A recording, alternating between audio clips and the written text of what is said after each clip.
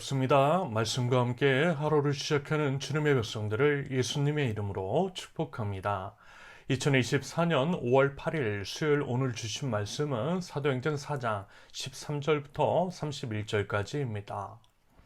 그들은 베드로와 요한이 본래 배운 것이 없는 보잘것없는 사람인 줄 알았는데 이렇게 담대하게 말하는 것을 보고 놀랐다. 그리고 그들은 그 두 사람이 예수와 함께 다녔다는 사실을 알았지만 병 고침을 받은 사람이 그들 곁에 서 있는 것을 보고는 아무 트집도 잡을 수 없었다. 그래서 그들은 그 두 사람에게 명령하여 의회에서 나가게 한 뒤에 서로 의논하면서 말하였다. 이 사람들을 어떻게 하면 좋겠습니까? 그들로 말미암아 기적이 일어났다는 사실은 예루살렘에 사는 모든 사람이 다 알고 있고 우리도 이것을 부인할 수 없습니다. 다만 이 소문이 사람들에게 더 퍼지지 못하게 앞으로는 이 이름으로 아무에게도 말하지 말라고 그들에게 엄중히 경고합시다. 그런 다음에 그들은 그 두 사람을 불러서 절대로 예수의 이름으로 말하지도 말고 가르치지도 말라고 명령하였다. 그때에 베드로와 요한은 대답하였다. 하나님의 말씀을 듣는 것보다 당신들의 말을 듣는 것이 하나님 보시기에 옳은 일인가를 판단해 보십시오. 우리는 보고 들은 것을 말하지 않을 수 없습니다. 백성이 모두 그 일어난 일로 하나님께 영광을 돌리고 있으므로 그들은 사도들을 처벌할 방도가 없어서 다시 위협만 하고서 놓아보냈다. 이 기적으로 병이 나은 이는 40살이 넘은 사람이다. 베드로와 요한은 풀려나는 길로 동료들에게로 가서 대제사장들과 장로들이 한 말을 낱낱이 일렀다. 동료들은 이 말을 듣고서 다 같이 하나님께 부르짖어 아뢰었다. 하늘과 땅과 바다와 그 안에 있는 모든 것을 지으신 주님, 주님께서는 주님의 종인 우리 조상 다윗의 입을 빌어서 성령으로 이렇게 말씀하셨습니다. 어찌하여 이방 민족이 날뛰며 뭇 백성이 헛된 일을 꾀하였는가? 세상 임금들이 들고 일어나고 통치자들이 함께 모여서 주님과 그의 메시아에게 대적하였다. 사실 헤롯과 본디오 빌라도가 이방 사람들과 이스라엘 백성과 한패가 되어 이성에 모여서 주님께서 기름 부으신 거룩한 종 예수를 대적하여 주님의 권능과 뜻으로 미리 정하여 두신 일들을 모두 행하였습니다. 주님, 이제 그들의 위협을 내려다 보시고 주님의 종들이 참으로 담대하게 주님의 말씀을 말할 수 있게 해 주십시오. 그리고 주님께서 능력의 손을 뻗치시어 병을 낫게 해 주시고 주님의 거룩한 종 예수의 이름으로 표징과 놀라운 일들이 일어나게 해 주십시오. 그들이 기도를 마치니 그들이 모여 있는 곳이 흔들리고 그들은 모두 성령으로 충만해서 하나님의 말씀을 담대히 말하게 되었다. 아멘. 종교 기득권은 베드로와 요한의 진술을 듣고 이와 같은 반응을 보입니다. 한마디로요, 놀라고 신기했던 거죠. 왜냐하면 13절의 기록처럼 그들이 본래 배운 것이 없는 보잘것없는 사람이기 때문입니다.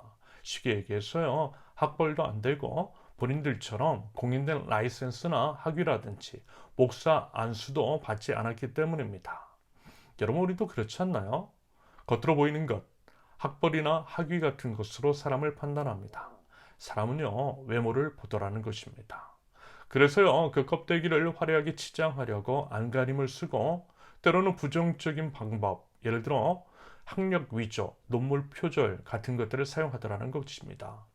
우리 모두가 성령님 안에서 극복해야 할 열등감일 수 있겠어요. 그리고 이제 그러한 사람들이 오히려 남에게 더 냉정하고 날카로운 잣대를 들이댈 수 있더라는 것. 마치 가늠한 여인을 잡아왔을 때에 돌로 쳐서 죽이라고 목에 이제 핏대를 쏟던 주변의 남성들처럼 말입니다.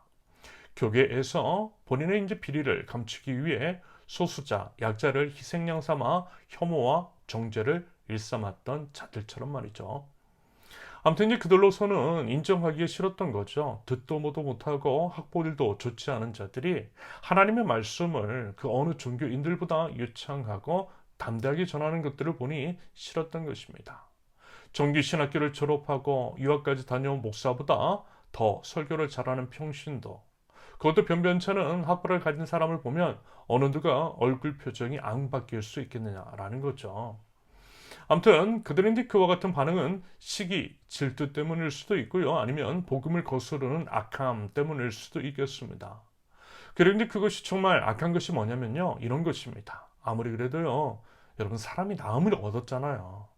날 때부터 지체장애를 겪었던 사람 뿐만 아니라 주변 악한 사람들로 인해서 구걸 행위를 강요당하고 또 착취를 당하고 인권이 유리를 당하고 있었던 그 사람이 그로부터 해방을 얻게 된 것이잖아요. 그러면 여러분 양심이 있는 사람이라면 여러분 함께 기뻐해주고 축하해주고 위로해주는 것이 맞는 것이 아닐까요?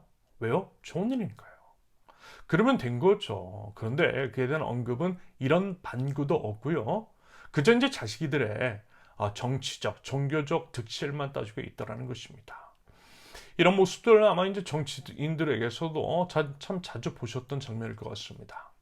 국민의 삶에 대해서 전혀 관심이 없고 어떤 정책과 법이 상정된다라고 할 때에 그것이 이제 국민에게 이익이 되느냐, 그렇지 않느냐에 대해서 따져 묻기보다는 그저 이제 자신의 정치적 입지 혹은 당파에 따라서 찬성을 하고 반대하는 일들. 그것이 이제 분명 특별히 이제 약자인 국민에게 이로운 것임에도 불구하고 대놓고 이제 거부권을 행사하는 것들. 모두 이제 그와 같은 맥락으로 해석이 가능한 것이라 할 수 있겠습니다. 그러면서요, 또 이제 아이러니한 것은 또 이런 거죠. 사람들 눈치는 또 봐요. 그렇다고 해서 사도들을 함부로 할 수는 없었나 봅니다. 정의와 공의, 말씀을 기준으로 해서가 아니라 자신의 입속에 따라서 판단과 결정을 하고 사람의 눈치나 살살 보고 있더라는 것입니다. 만약에요, 하나님을 정말 두려워하는 사람이라고 한다면 절대 그럴 수는 없다라고 판단이 되는 안타깝고 아쉬운 부분입니다. 그런 자들이 정치와 종교의 기득권이라고 하는 것이 참담한 우리의 현실이더라는 것. 여러분, 우리는요, 하나님 나라 백성으로서 부디 하나님 나라 백성다운 성숙함을 보일 수 있기를 바랍니다. 아울러 바른 분별력으로 제대로 된 지도자를 세울 수 있기를 바랍니다. 결국 지도자의 수준은요, 국민의 수준이기에 제대로 알고 제대로 분별하고 제대로 뽑아야만 할 것입니다. 그들은 경고합니다. 18절의 기록처럼 사도들에게 더 이상 예수의 이름으로 말하지도 말고요. 가르치지도 말라고 명령을 해요. 하지만 그들은 정확하고 담대하게 이렇게 선언을 하죠. 19절과 20절을 보면 하나님의 말씀을 듣는 것보다 당신들의 말을 듣는 것이 하나님 보시기에 옳은 일인가를 판단해 보십시오. 우리는 보고 들은 것을 말하지 않을 수 없습니다. 여러분 이것이 우리 믿는 자들의 바른 태도인 것이고 성령님께서 주시는 담대함인 줄로 믿습니다. 어떤 상황과 환경 속에서도 굴하지 않고 담대하게 우리 주님 맡겨주신 하나님 나라 복음을 전하고 말과 삶으로 예수 그리스도의 주되심을 증거할 줄 아는 하나님 나라 백성 저와 여러분들이 있을 수 있기를 바랍니다. 결국 감옥에서 이제 풀려난 사도들 그들은요 교회로 돌아갔고요. 이제까지 일어난 일련의 상황에 대해 성도들에게 다 이야기합니다. 그리고 그 이야기를 들은 모든 사람들과 함께 먼저는 하나님을 찬양했다라고 해요. 은혜를 베풀어 주신 하나님에 대한 당연한 반응입니다. 그리고 그리스도를 대적하는 것, 다시 말해서 복음 증거 사역에 어려움이 있다라고 하는 것을 이미 이제 예언을 통해 알고 있었다라는 것들을 말하죠. 그러므로 그것은 결코 그와 같은 것들에 대해서 굴복하지 않겠다라고 하는 다짐이라 할 수 있겠습니다. 이 내용이 본문 23절부터의 기록입니다. 그러면서 또한 그들은 잊지 않았어요. 이 모든 일들을 할 수 있는 것은 자기 자신의 힘과 능력과 지혜가 아니라는 것을 알고 있었습니다. 오직 성령 능력과 충만함으로만 가능하다라고 하는 것들을 알았어요. 그래서 그들은 함께 기도했고요. 그 기도에 응답하셨다라고 성경은 진술합니다. 여러분, 우리는요, 하나님 나라 백성입니다. 하나님 나라 백성은 우리가 아닌 하나님의 뜻을 높이고 하나님 나라를 위해서 사는 사람입니다. 그리고 그 일을 하는 건 역시 우리의 어떠함이 아니라 오직 주님께서 부어주시는 능력으로 하는 것입니다. 여러분 이것이 이러한 분명한 인식이 중요하다라는 것입니다. 그 인식이 사도 및 천교회 모든 성도들에게 있었다라는 거죠. 여러분 혹시 이 기도 아실 거예요. 하나님께서 원하시는 일을 하나님께서 원하시는 때에 하나님께서 원하시는 방법으로 이루게 하옵소서. 결국 이것이 우리의 태도, 우리의 기도여야만 할 것이고요. 오직 주님의 능력으로 주님의 일을 감당할 때에 우리 주님께서 우리를 통하여서 담대한 역사를 이루어 주실 줄로 믿습니다. 그러기 위해 더더욱 한마음 한뜻으로 함께 기도하며 하나님 나라를 향해서 힘찬 발걸음을 떼어 나갈 줄 아는 하나님 나라 백성들, 저와 여러분들 모두 되실 수 있기를 예수님의 이름으로 축원합니다. 함께 기도합니다. 하나님 나라 복음을 거스르는 세속의 흐름에 맞서 오직 성령님을 의지함으로 담대하게 맞서 하나님 나라를 온전히 선포하는 하나님 나라 백성들 저희 되게 하옵소서. 성령의 충만함과 성령 안에서의 하나됨을 위해 더욱 힘써 기도하는 저희 되게 하시며 오직 주님의 뜻을 주님의 능력과 방법으로 주님께서 원하시는 때에 이루어가 나가는 저희 될 수 있도록 제 생각과 마음과 모든 것들을 성령께서 인도하여 주시옵소서. 하나님, 오늘은 어버이날입니다. 사랑하는 부모님들께 감사하는 마음과 정말 온당한 표현을 할 수 있는 저희들을 낼 수 있도록, 보이지 않으시는 하나님을 사랑하는 것은 보이는 부모님을 사랑하는 것임을 알아 깨달아 부모님께 잘할 수 있도록 하나님 제 마음과 생각과 삶을 인도하여 주시옵소서. 예수님의 이름으로 기도합니다. 아멘. 하나님께서 오늘 주신 말씀과 각자의 기도 제목을 놓고 우리 잠시 기도합니다.